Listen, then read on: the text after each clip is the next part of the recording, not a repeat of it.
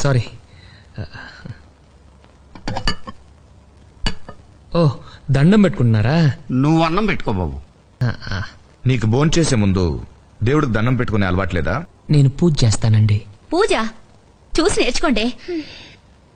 మరి చెయ్యి. నేను ఆల్రెడీ ఇంట్లో చేసి వచ్చాను. మళ్ళీ చెయ్యి. బాగా టైం పడుతుంది అంకుల్. పర్వాలేదు, మేము వెయిట్ చేస్తాం.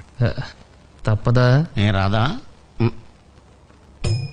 దేవుడా, ఓ మంచి దేవుడా, నువ్వు మాకు తినడానికి తోటకూర పప్పు ఇచ్చావు, బంగాళదుంప ఫ్రై ఇచ్చావు, చారు కూడా ఇచ్చావు. ఇలాగే మన స్టేట్లో ఉన్న 7 కోట్ల మందికి కూడా ఇవ్వాలి.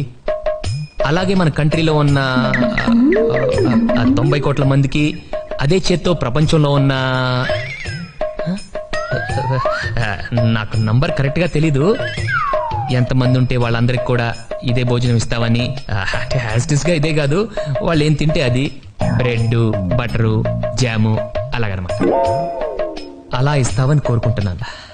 అంతే, దట్స్ ఆల్. నా ప్రార్థన మీ అందరికి కొంచెం కొత్తగా అనిపించచ్చు. కొత్తగా కాదు, చెత్తగా అనిపించదు.